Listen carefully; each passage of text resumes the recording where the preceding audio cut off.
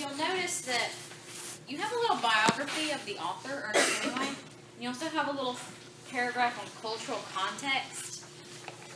Anytime you have that before a story, read it. Okay? Because it'll let you in on some information that's going to help you kind of discover the theme, right?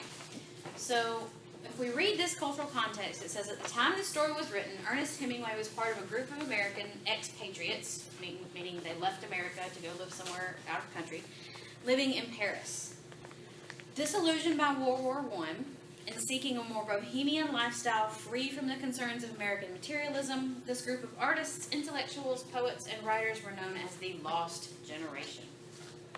So,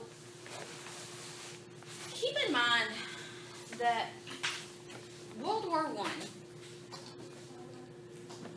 was unlike anything ever seen on this planet in modern times.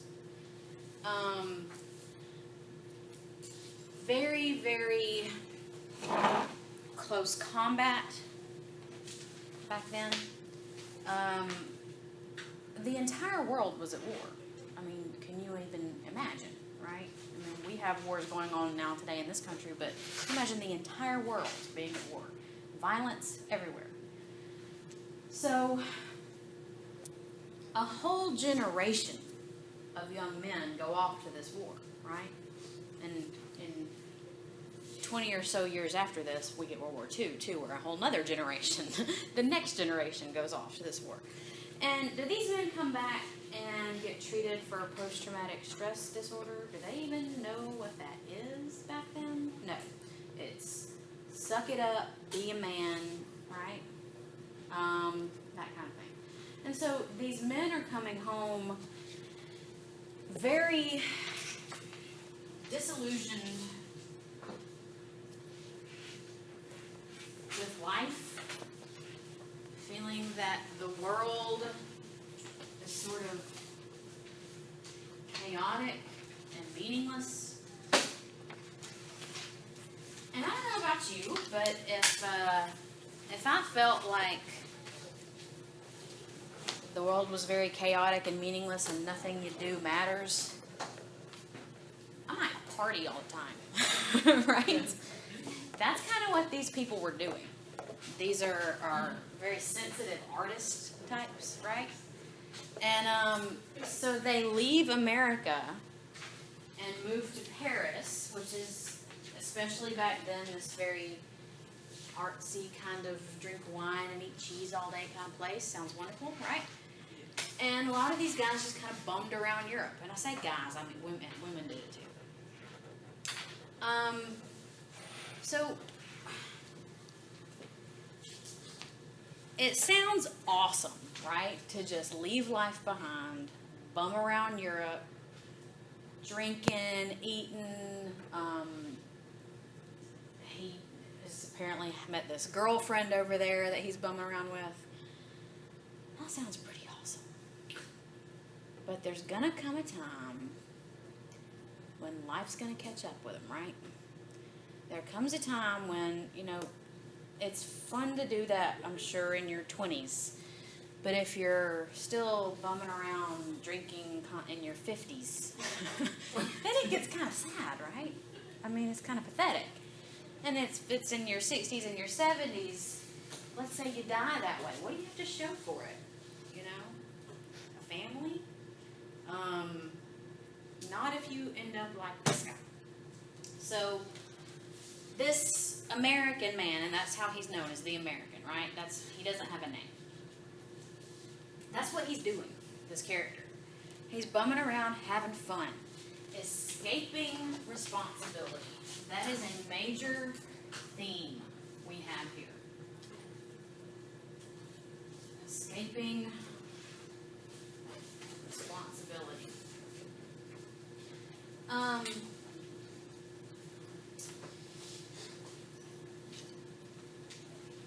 And I do want to point out that this is really the major theme of this story.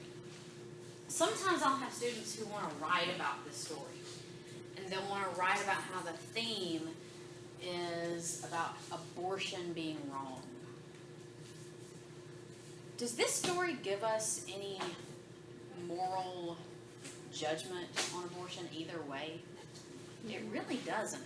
They're arguing about whether she's going to do that or not, right? But at the end, we don't get any resolution.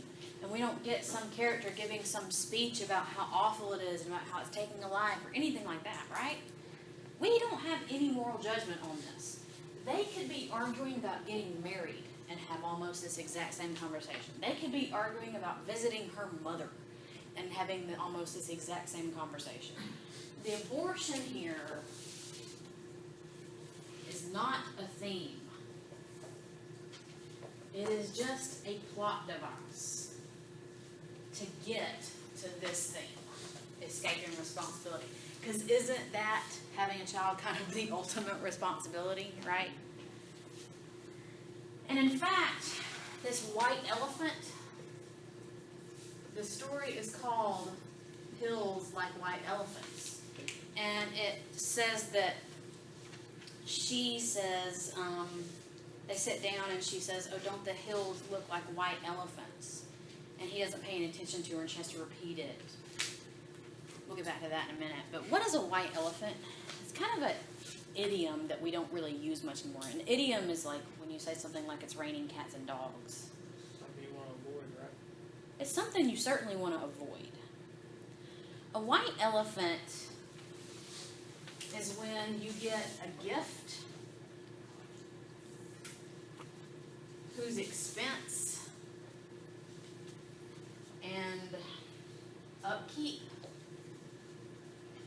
far outweighs the gift itself. So if you're having a birthday party at a bar and I show up and give you a white elephant, literally a big giant white elephant, I spent a lot of money on that gift, right? And that's a big old gift. But you're going to look at me and you're going to say,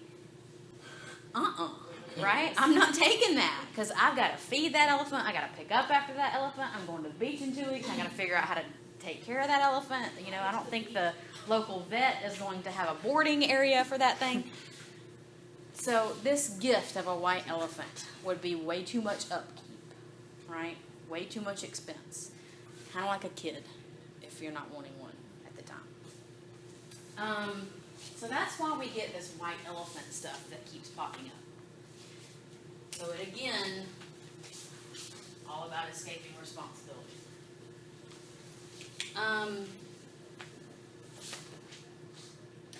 So I mentioned that when she first says, don't the hills look like white elephants, he doesn't pay attention to her. And she says it again. And then we have parts where they're literally talking to each other and not listening to each other. And they're talking to each other, and then one will say something about the drink they've just ordered, right? At one point, on page 148,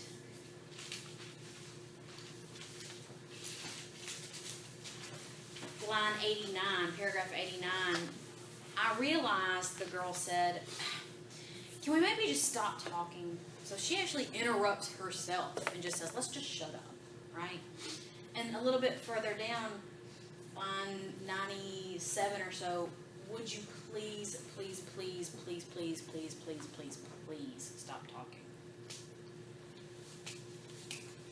So the dialogue here, how they'll say things to each other and ignore each other, how they'll say things to each other and then the next one will change the subject, how they'll say things to each other and then literally she begs him to shut up. They are not communicating. And I think that's one reason why Ernest Hemingway chooses to tell this story in almost all dialogue. It's almost all just them talking. Just quote after quote after quote after quote. And this is something that at this time period in the 1920s, this is a very common theme. That communication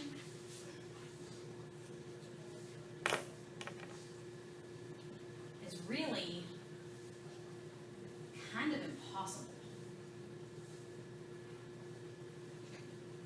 Language especially. It is impossible to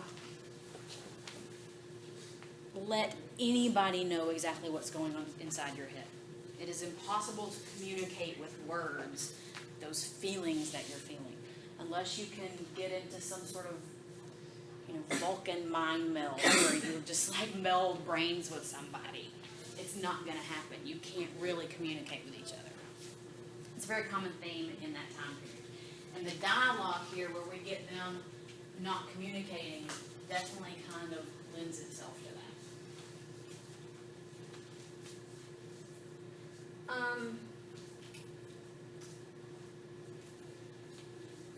What about the setting here? We're in a train station, right?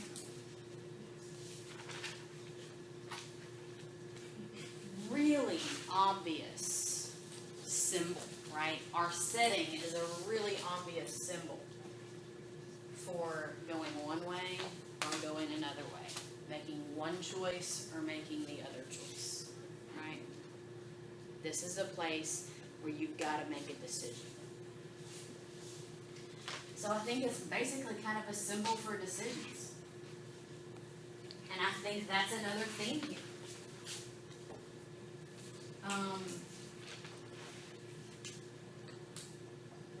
You have to sometimes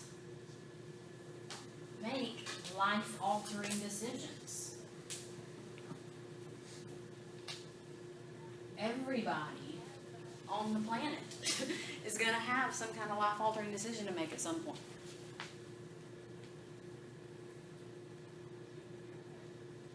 And this is one of them. Guys, do you see how this setting helps us understand this theme? How the dialogue, this literary element of using dialogue, helps us understand this theme of communication not working? Do you see how this white elephant, so the title and the mentioning of the white elephant, the abortion too as a plot device, are sort of helping us understand the theme of escaping responsibility? This is what I want you to do in your first paper that I'm going to assign in a minute. You're going to tell me about how certain symbols, certain settings, certain meanings, points of irony help us understand an overall theme. And I'm going to give you all that assignment sheet in a second. But we've got some more to say about this setting. Look at page 145.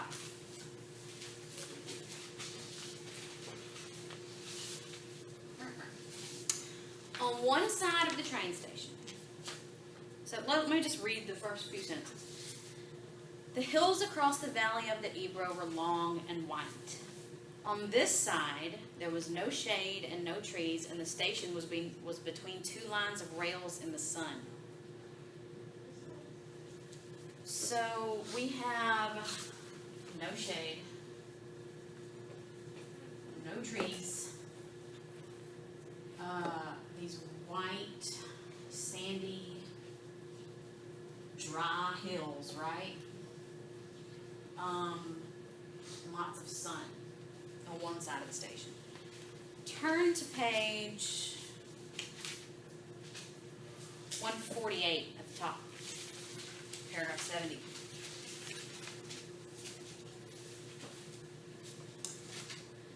The girl stood up and walked to the end of the station. Across on the other side were fields of grain and trees along the banks of the Ebro. Far away beyond the river were mountains. The shadow of a cloud moved across the field of grain, and she saw the river through the trees. So on this side of the station, we have a river, we have clouds, which is going to mean rain. We have a field of grain. We have trees. Extremely sharp contrast in these two sides, right? And does this remind you of like this barren wasteland of a place? And this is like this fertile ground. I mean, barren and fertile, right? We use those words to describe women, which is not really a good thing, but sometimes, don't we? If a woman is unable to have a child, she's referred to as barren, not fertile, right? So, to the woman, to the girl, this is what life is going to be like if she chooses to have that abortion. And this is what life is going to be like if she chooses not to. But to the man, it's the opposite. This is a dull, awful, stagnant, 9 to 5, go home and sleep, wake up and do it all over again kind of life to the man. Whereas if she has the abortion, he gets to party and hang out and go from place to place and have adventure after adventure and have a great time, right? So these two settings are symbolic, but they symbolize different things to the characters. Makes sense? And again, I think this setting very much helps us understand those decisions, that theme of decisions, and also that theme of escaping responsibility. What are you going to have, a barren wasteland or a fertile ground? Which one looks better to you? Your desert or the rainforest, right?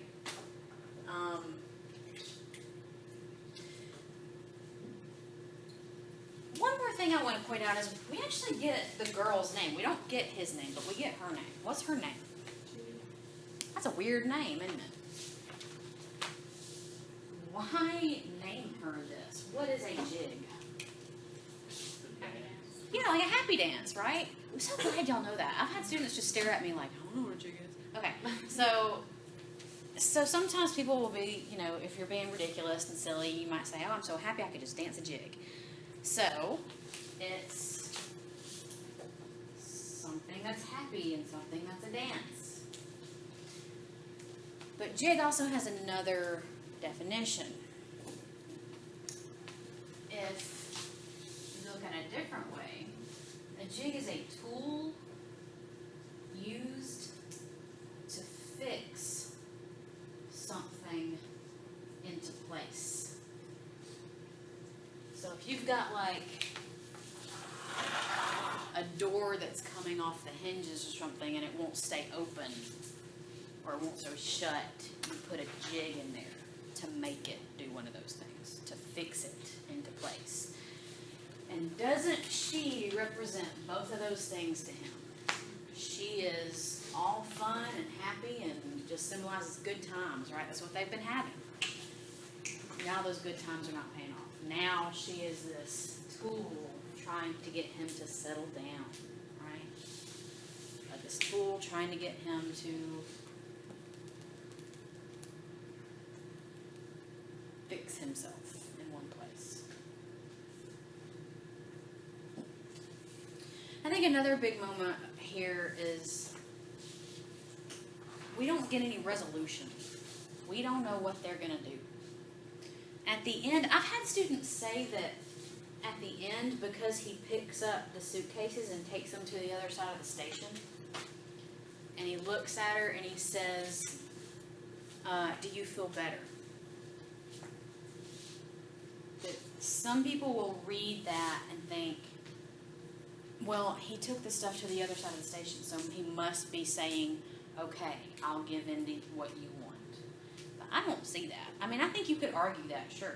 I mean, but to me, that's just not what that means. To me, it's just them getting ready to go on with their plans. Yeah, because, I mean, what she says, Right. I mean, she doesn't imply that at all. Right. She still implies, like, this is still a conversation we're having. Yeah, she said, because he says, do you feel better? And she says, I feel fine. She said, there's nothing wrong with me. I feel fine. Right? And that is such a passive-aggressive way of being like, fine. Right? If a woman tells you she's fine, no, that's not a good sign. If that meant, okay, we'll move the bags over here and we'll have the baby and we'll go to this other place instead. And he looks at her and says, "Do you feel better?" maybe she would well up with tears and say, "Yes, I really do." But she's been passive aggressive this whole time. Like, for instance, when he asks her, he keeps on page 147, he keeps asking her and trying to really pressure her into having this abortion, because he's saying things like, it's perfectly simple, we've known people that have done it, it's not even an operation. Which, guys, abortion in 1927 was like, if you could find a doctor who would do it, he was a back alley, terrible doctor. Women got butchered all the time. Huh? Who's seen Dirty Dancing? Yeah, right. The dirty dancing situation. Very, very common. So she says, "Then I'll do it because I don't care about me," right? Ugh. And then, of course, that's just baiting him to say, "Well, I care about you. I love you," right? I mean, they are just so not communicating here. And it's both their faults. Because he has an agenda and she's just being passive-aggressive about it. And by passive-aggressive, I mean she's being antagonistic. She's arguing with him, but in a very fine, whatever kind of way, you know. But if they would communicate, if they would say instead to each other, you know, "We didn't mean for this to happen." Like, if he would say, "We didn't mean for this to happen, and I'm really not ready for this, and I'm probably going to leave you if you end up having the baby." Because that's kind of what we feel, right? That's kind of what we're getting from him. Then she might could say, "Well, I really don't want you to leave me, and I'm scared to death and I don't want to do this. I want to keep the baby. I don't think it's right to not." You know, like, if they would have a real conversation, maybe we would get some resolution. But the fact that we don't get any resolution, we don't know what's happening, again, is just part of how they're not communicating. People have trouble communicating with each other.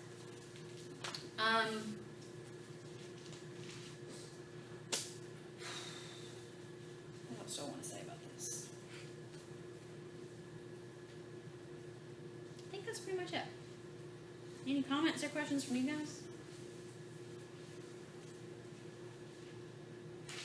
This is what I want y'all to do, though. I want y'all to start reading these stories. Next time it's everyday use and a worn path. Both of those are about race, particularly African American race. And while you're reading those, try to pick up, you know, why all this talk about quilts? Why all this talk about, like, there's a scene in A Worn Path where this woman is held up a piece of marble cake, but it turns out to be a hallucination. Like, why does that happen? Try to start reading with a critical mind. Try to start asking yourself, why is this written this way? What is the point of this part? What is this trying to tell me? And that's what I want y'all to really start doing. Because you're going to write an essay. Y'all ready to move on to the essay assignment sheet?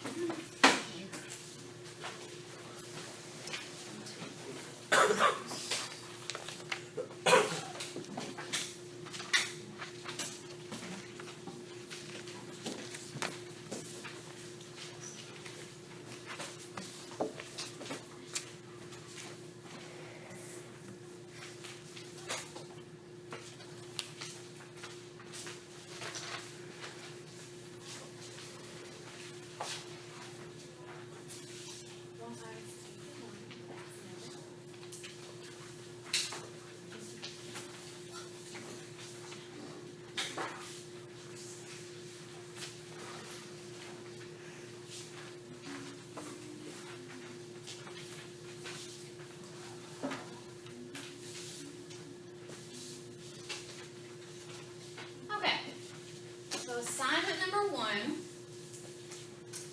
and I want this due Thursday the 17th. We're going to keep the same due date, even though I'm assigning this kind of a day after I wanted to. Thursday the 17th. That's over 2 weeks to write this paper.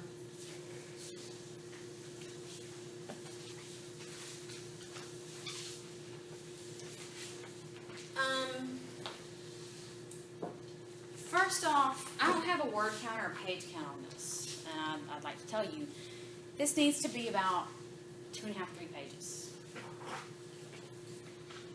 2.5 would be absolutely minimum.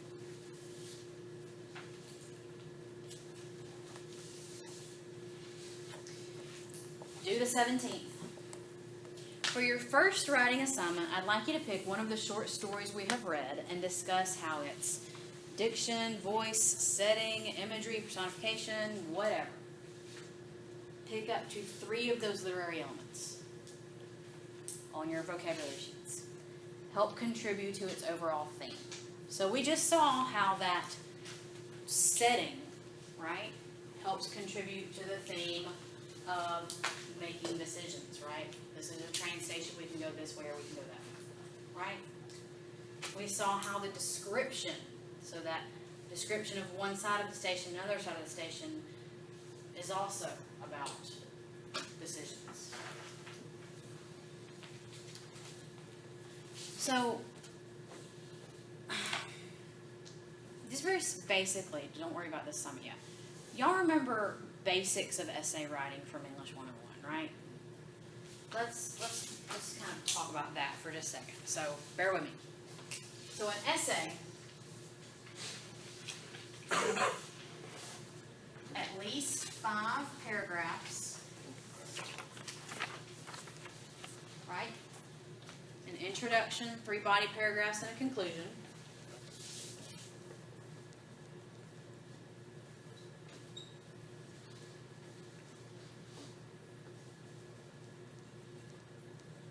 That's what makes up your 5 paragraphs. And in a minute, I'm going to go paragraph by paragraph and tell you what should be in each paragraph. Okay?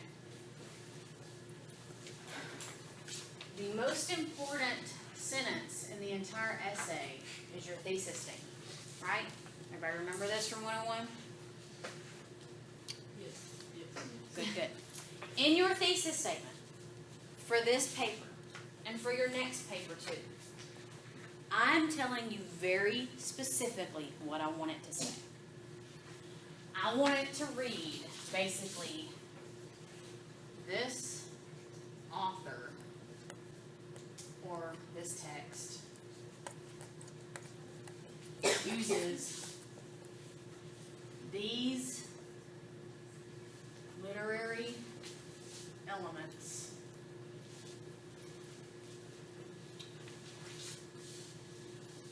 to prove this thing. So this author and text uses these literary elements to prove this thing. So you pick the specifics and plug that in, right? So let's look at examples of a thesis statement here. Kate Chopin's The Story of an Hour uses symbolism and irony to show that women of the 19th century yearned to break free from male domination. So I pick a specific theme and stick with that theme the whole essay. And this one, it happens to be that women's rights theme, right? Women of the 19th century yearn to break free from male domination.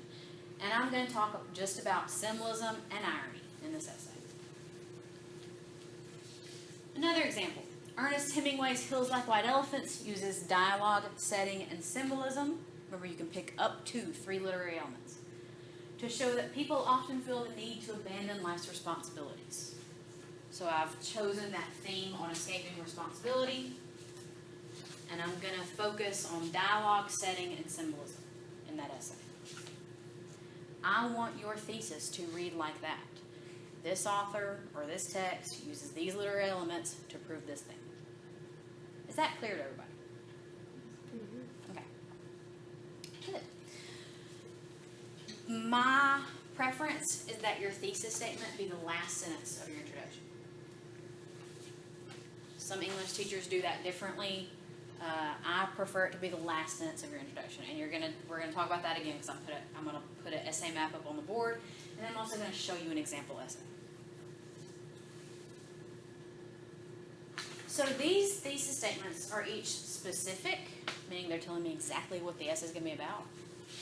Dialogue, setting, and symbolism, and this certain theme. And they're argumentative, which means someone could read that and say, no, that's not the theme, and no, those symbols mean something different, because you want to prove that you're right, right? A bad thesis might read, Kate Chopin's The Story of an Hour uses symbolism and irony to prove that Mrs. Mallard wanted to break free from her husband. That's a bad theme because it's not a theme. If you're talking about the characters, then you're just talking about what's happening in the story. Theme is about all people, right? You use what's happening to the characters to lead you to a theme. So you could change that to Kate Chopin's The Story of an Hour uses symbolism and irony to prove that women of the 19th century wanted to break free from their husbands, or that, marriage is an oppressive institution or something like that, which I don't believe. I'm happily married. I'm not that much of a feminist, although I am kind of a crazy feminist. So make sure that you're giving me theme and not plot when you're giving me this thesis statement. Everybody see the difference in the two? Okay. Another bad thesis. Ernest Hemingway's Feels Like White Elephants says that abortion is wrong. It doesn't. It doesn't say that at all. It also, and I include this as a bad thesis because I'm harping on this because I've had students write essays on it before, and it's just, you can't do it because that's not a theme there. It's just not arguable. Escaping responsibility, sure. Escaping the responsibility of parenthood, even. You could say that, if you want to get that specific.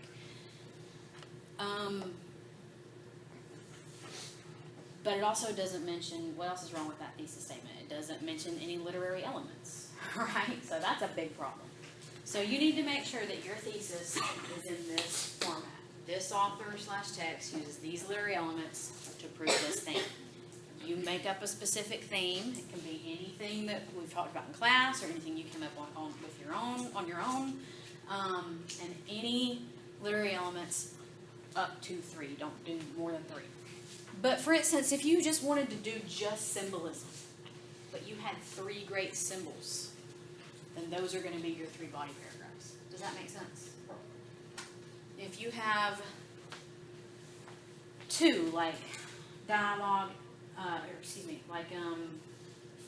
symbolism and irony. Well, maybe I'll do 1 body paragraph on symbolism, 1 paragraph, another body paragraph on this moment of irony, and then another body paragraph on this other moment of irony. So you can do it that way. Does that make sense?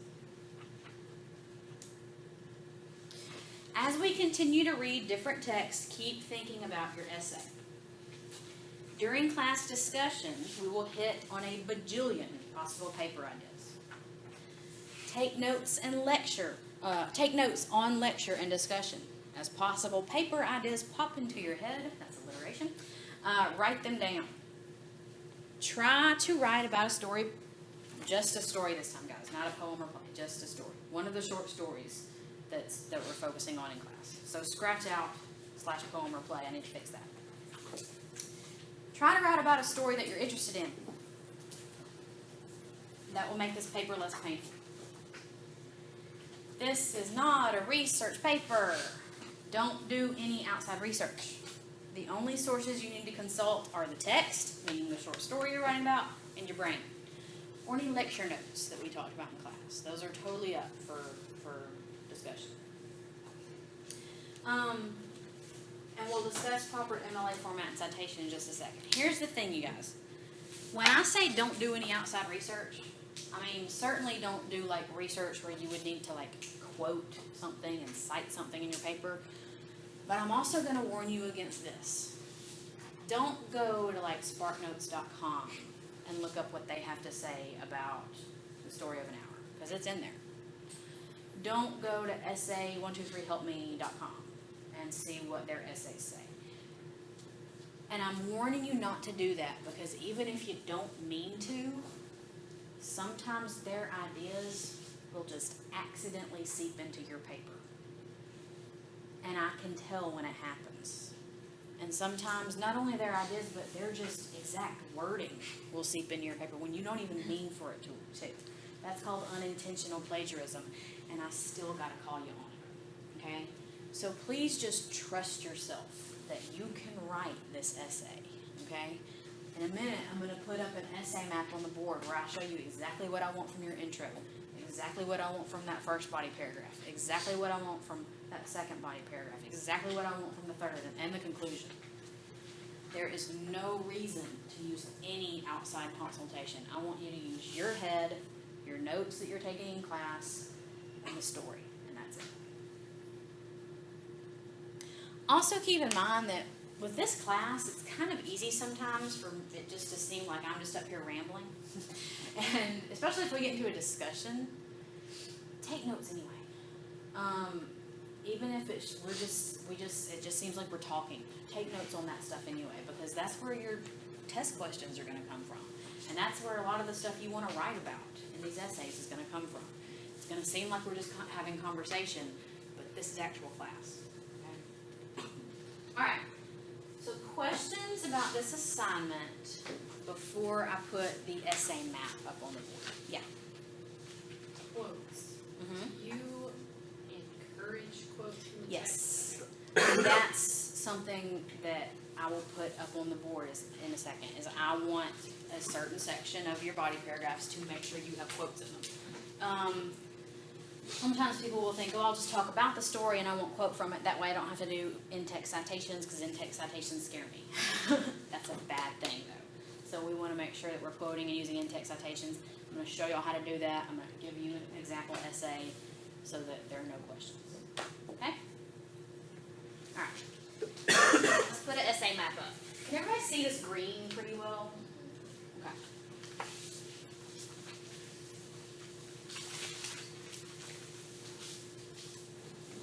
Okay.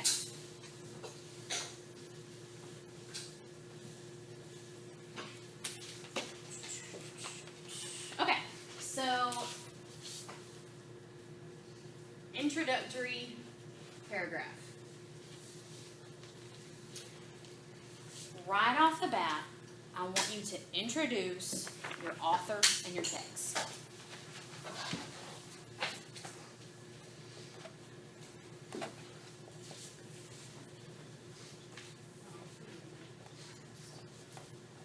Meaning, right off the bat, say something like, in Ernest Hemingway's Hills Like White Elephants, blah, blah, blah.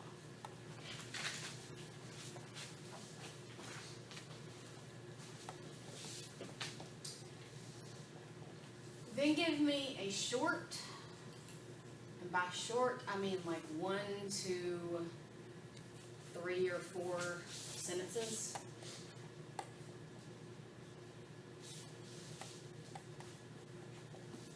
Telling the plot of the story. This is the only time you're going to summarize what happens in the story. Every other time, the rest of the paper, you're going to discuss the story as if you know that your audience has read it. And your audience is me, and I have read it like 8 billion times. Okay? So give me a very short 1 to 3, 1 to 4 sentences summarizing the basic plot.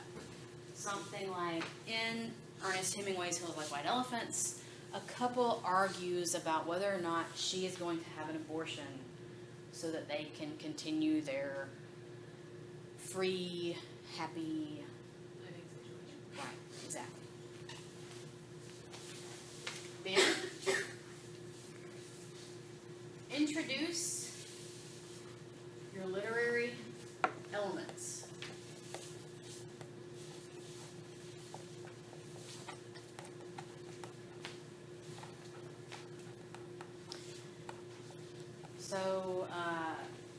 So that they can continue their free, happy living situation. This story uses many literary elements such as symbolism and irony, period. So just introduce them. I cannot write when I'm writing on a board. Something brain, like writing with marker on the big whiteboard. I don't know. Stuff I would never do on paper, I do here. Anyway. Then, give me that thesis as your last sentence. So this author or text uses these literary elements to prove this thing.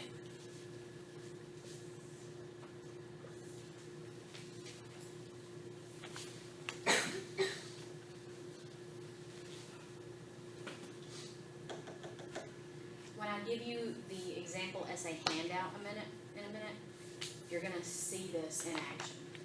And I've actually made a bunch of notes on the handout I've given you to show you where this stuff is in the intro paragraph.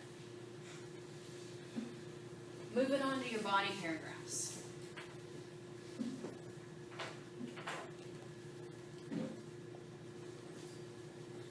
So first off, you're going to have at least 3 of these.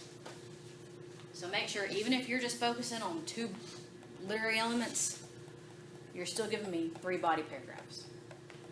Even if you're just focused on 1 literary element, you're still giving me 3 body paragraphs. So if you're focused on just irony, you need to give me 3 moments of irony. 1 in one paragraph, another in a different paragraph, and another in a different paragraph. Third in a third paragraph. So every body paragraph, like this goes back to just basic essay writing. You want to start with a topic sentence. And again, guys, in this essay, I'm very picky about what I want your topic sentences to say. Just like I'm being picky about your thesis statement, I'm telling you exactly what I want your topic sentences to say too. So if you don't remember what topic sentences are basically little mini thesis statements for that paragraph. So your topic sentence is the first sentence, and it tells exactly what that paragraph will discuss.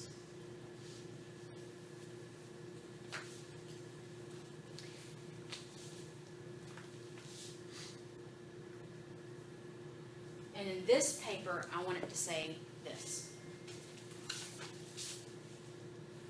This author or text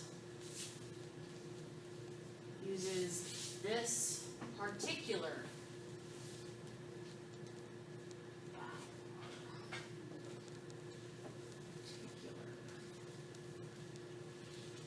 literary element to prove this thing.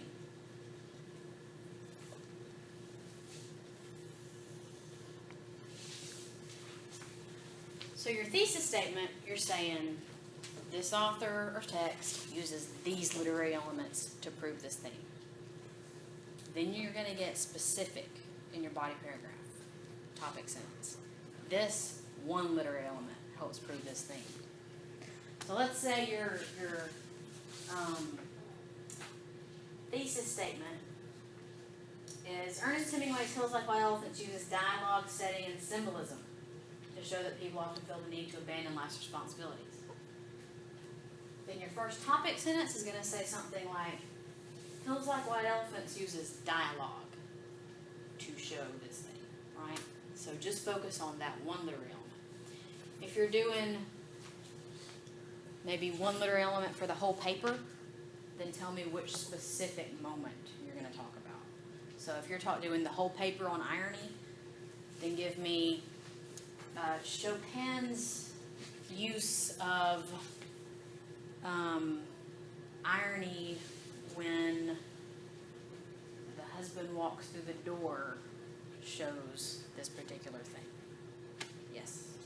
How, if you use the same literary element twice or 3 times, do you avoid being redundant by repeating a theme in every topic sentence? Either way, everybody's gonna be repeating the theme every topic sentence. So, and that's a good point. That's actually what I was gonna say next. You're gonna say this theme over and over and over and over again. Just tweak the wording.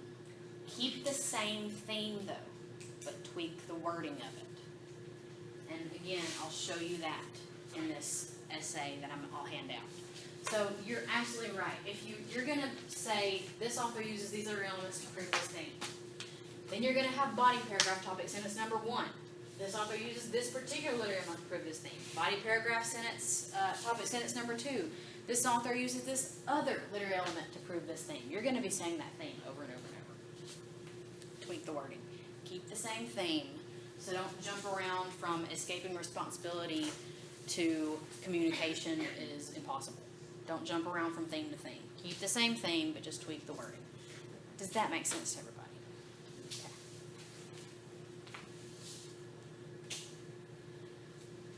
Does everybody understand what I'm wanting from their topic sentences? After you give me your topic sentence, I want you then to give me examples from the text of that literary element at work. So if this paragraph is about irony, explain the ironic moments here. Or if this paragraph is about the irony of her looking out and seeing a beautiful day, then tell me what happens there. This is where you want to quote from the story.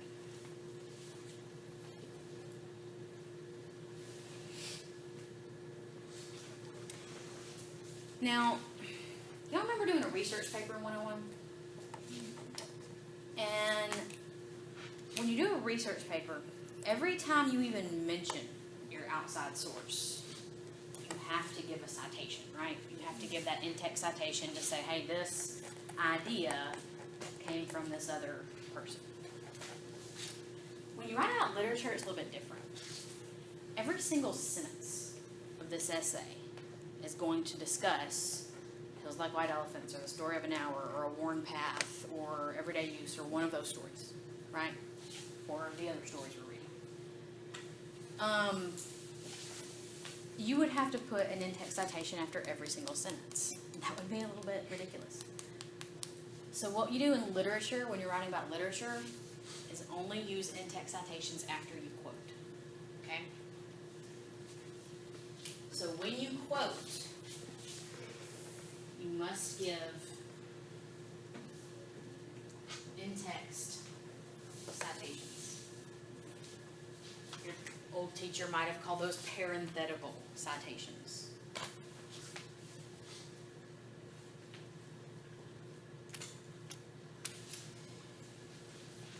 And they're called parenthetical citations because they go in parentheses, right? So in MLA format, which is what we're going to be writing in all semester. In MLA format, in-text citations are super duper easy. In-text citations always go at the end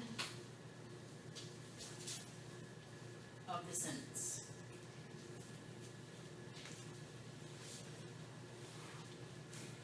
So even if you have a sentence and you're quoting, and then your quote ends and you keep going with your own words, put that citation at the end of your sentence. Make sense?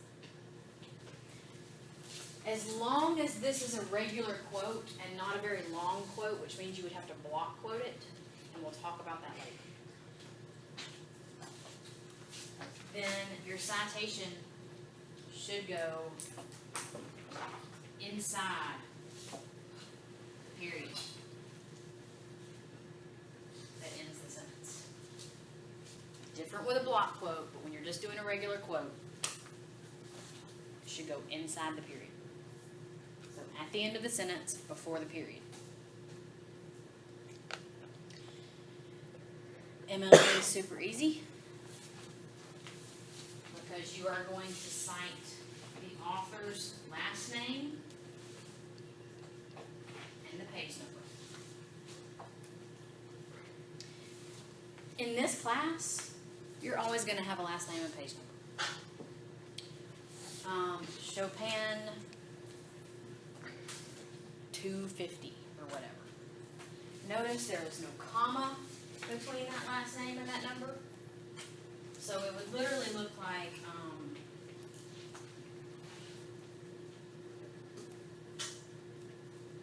that. And pretty much always have a period. So anytime you quote from the story, last name, page number, in parentheses, period.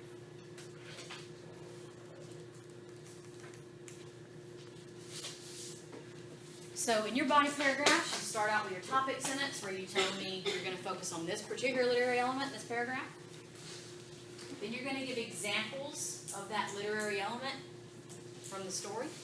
You're going to have to quote doing that. You're going to summarize a tiny bit, but basically don't tell me all about how something happens. Just say, you know, when she walks down the stairs instead of she then walks down the stairs. Talk to me as if I have read the story a million times, because I have. And always use citations when you quote. What's your question? The end quotation marks, are they before the citation or after? Yes, yes. So if you have a quote and then your citation is immediately after that quote, always put the quotation marks before the citation. And you'll see that on the handout I'm giving you. Okay. And that's how it should always be. You want this written in all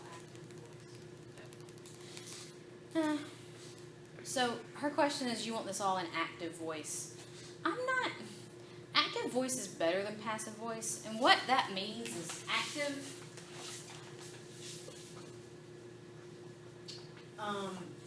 would say the boy kicked the ball. Passive, the ball was kicked by the boy. Does that make sense?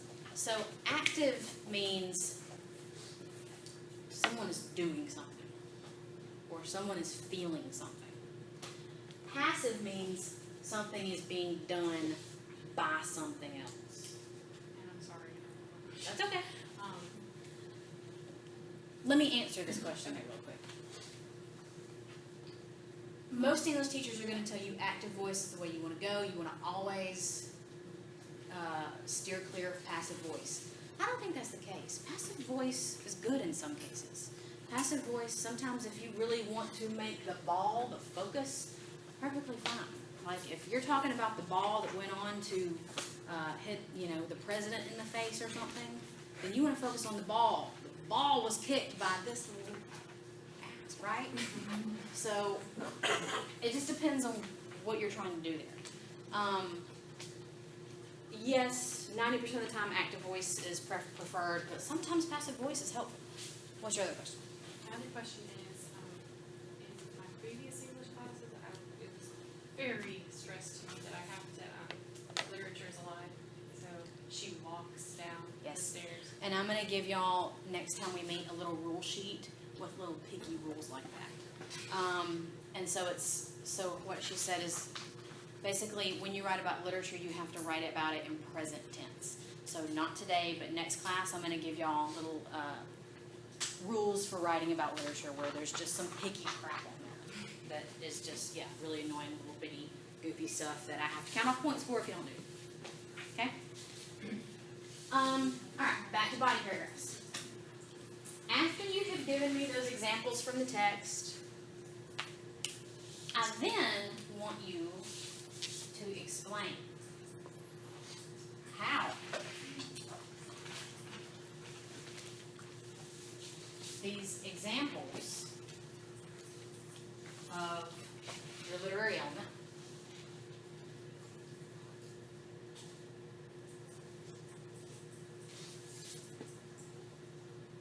help us understand the overall theme. And guys, this is the most important part of the essay. You have to explain to me, why does that setting in Hills Like White Elephants help us understand that this is about choices? It's because in a train station you can go here or there. And when I say, how does it help us understand the overall theme? I want you to be broad about it. I don't want you to say, this train station helps us understand that these characters have choices to make. I want you to say, this train station helps us understand that people have choices to make. And this can be done in a sentence or two. Like this. And again, I'll show you all that in the example lesson.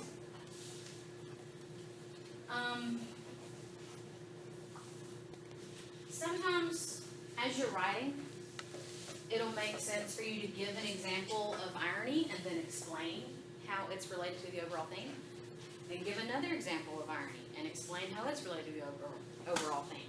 So if these two parts kind of get mixed up, perfectly fine. It doesn't have to be, this chronological order in your body paragraphs. As long as you're doing both of those things, we're good. In your body paragraphs, always end with your own words.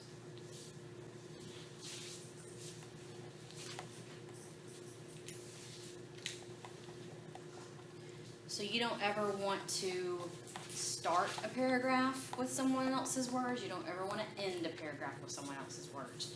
You can have all the quotes and stuff in the middle, but this is your paper. Notice, I ain't got no quotes in the intro, right? This is because it's your paper. You got to introduce it yourself. In the body paragraphs, you're starting it with your ideas about the topic sentence. You're ending it with your words. And sometimes that's just a, reiteration of the topic sentence. But this is mainly going to be what you think and what you have to say, with quotes from the story thrown in there just to prove your point. Conclusion. Conclusions, you want to restate your thesis in different words.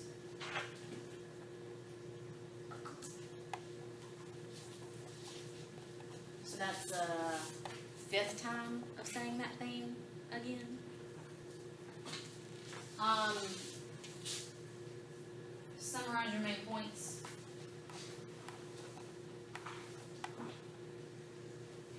And then I always ask my students to give me something else to think about. Why is this text important? What might the world be like if we still had these problems? Or do we still have these problems of communication, if that's the theme you're talking about? Make me think of, tell me why this is an important issue. Why this is an important thing.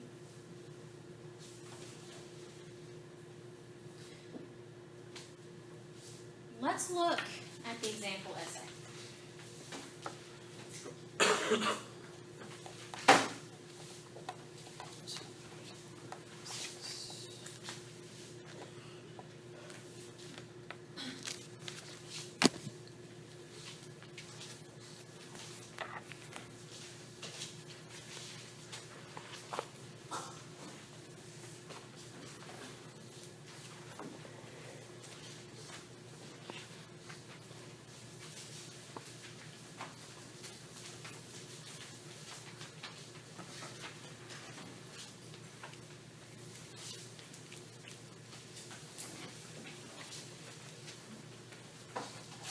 So first off, right off the bat, I want you to notice this is what MLA looks like.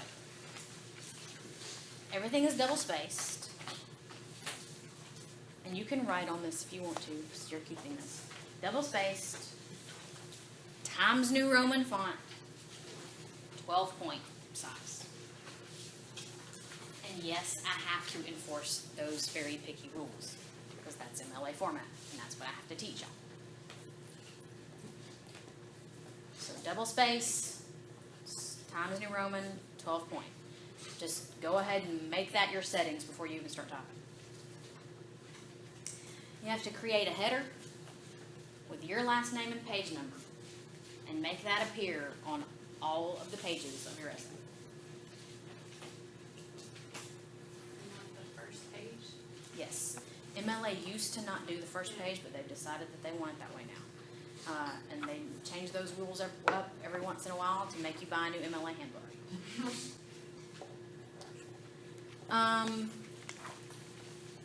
Notice that my margins on both sides and at the top and the bottom are 1 inch. The only thing that appears outside of those margins is your header, which should be at 0.5 inches.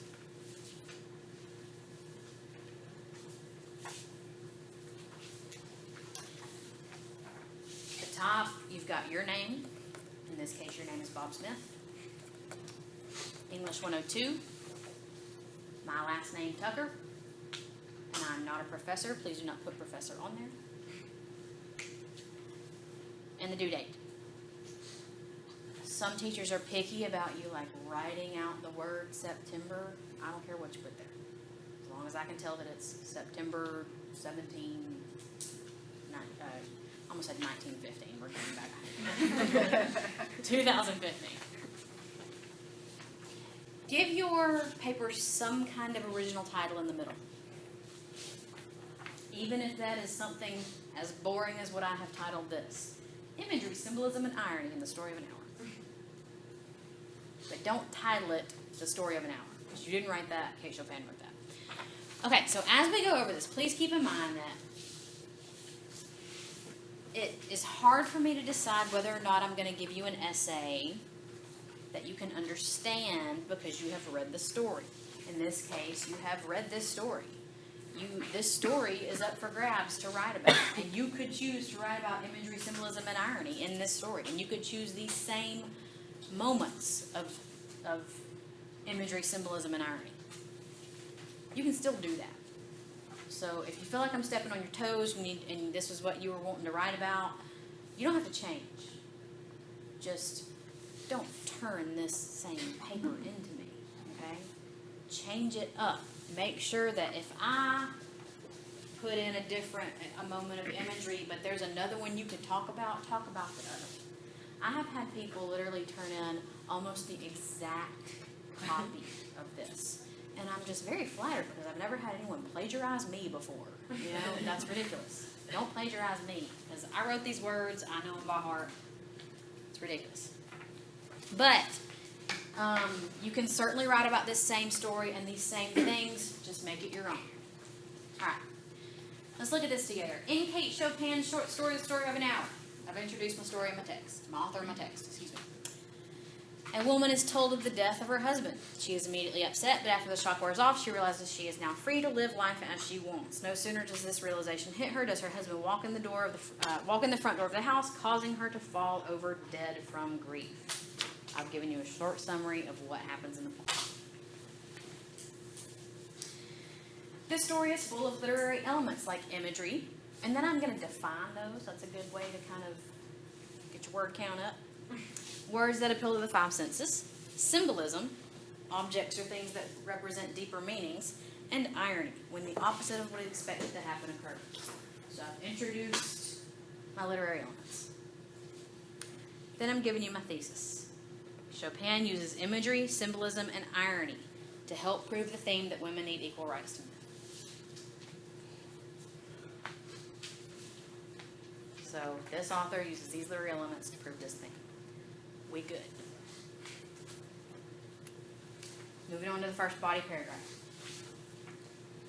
The imagery Chopin uses helps readers understand the theme of women's rights.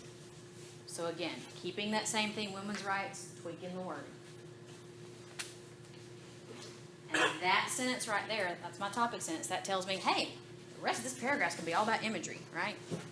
So then I want to talk about examples of imagery. For instance, Miss Mallard is described as young, with a fair, calm face whose lines bespoke repression and even a certain strength. I quoted, I gotta cite it. So end my quote, then give my parenthetical or in-text citation, and then my period. Notice that every time I give a quote, it is not standing as a sentence by itself. You gotta have something in every quote, in every sentence that makes it your own. So even if that is something as Mrs. Mallard is described as, and then give your quote, that works that quote into the grammar of your sentence. Or even if it's something like Chopin writes, comma, and then give your quote. That's perfectly acceptable too. But a quote can't just hang out as a sentence by itself. Some teachers will let you get away with that. I will not, because it's wrong, and they're wrong when they let you do it. Okay? Does everybody understand what I mean by that? In this vivid description, readers are told that Miss Mallard is strong but repressed, meaning she has to push her strength down to not let it show. She has to be the woman others expect her to be, and women at this time are expected to be weak and needy. I have explained how this imagery of her, the description of her, relates to all women back then. Make sense? So I have related that moment of imagery to my theme. Another example of imagery, so now I'm going to give you another example. I'm going to mix it up a little bit, is when she looks out the window, and now I'm giving you a long quote. And a long quote in MLA format is if you're writing your quote and it ends up going to 1, 2, 3, 4 lines of text in your essay, you have to block quote it. Even if that's just one little bitty word that gets on that 4th line, you gotta block it. Notice when I do a block quote, I am skipping down to the next line. I do not use quotation marks because I'm setting it off from the text by indenting it and keeping that indentation throughout the quote. So no quotation marks. Indent it and keep that indentation throughout the whole quote. And notice where my citation is outside the period. So all the rules about how to quote and how to cite kind of fly out the window when you got a block quote. Everything is basically the opposite. Okay? But you have an example here of how to do it.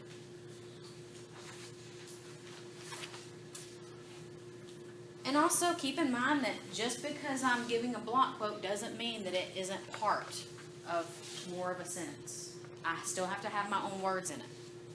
So another example of imagery is when she looks out of the window and could see in the open square before her house the tops of trees that were all quiver with new spring life. An Alyssa's breath of rain was in the air. That ... right there means I'm skipping some parts. I'm skipping a sentence or two. The notes of a distant song which someone was singing reached her faintly, and countless sparrows were twittering in the eaves. So if you need to, if you want to give a quote, and then, but one sentence doesn't really make sense in it, and you want to just skip to the next sentence, as long as you're going in chronological order, you can go ... and then give that. This gorgeous day is described to the readers to show how happy and beautiful Miss Mallard expects life to be now. Soon after, she realizes she is free, and her eyes, quote, stayed keen and bright, her pulse beat fast, and the coursing blood warmed and relaxed every inch of her body, end quote. Gotta cite it inside the period. This description, see, I've got typos in here, I'm sorry. This description tells us that she is not only affected mentally, but also physically. She is transforming into a new woman on the page before our very eyes. Now I'm going to explain why that's important. Women at this time had very little rights and were under the law, subject to their husband's wishes. The fact that the readers are given such intense description of Miss Mallard's face, the day, and her physical reaction to her husband's death helps show that women at this time yearned for freedom and we're ecstatic to welcome it, even if that meant misfortune for someone else. So notice that I'm not just talking about Miss Mallard and how she's reacting. I'm talking about all women of that time. That is how you relate what is happening in the story to the overall theme of what is happening in society. Cool? So, I've actually got to let y'all go because I only have y'all for one more minute, but you guys can read this, the rest of this to yourself, and then ask me questions on Thursday. Bring this back to class because I will want to go over the worksheet. Okay?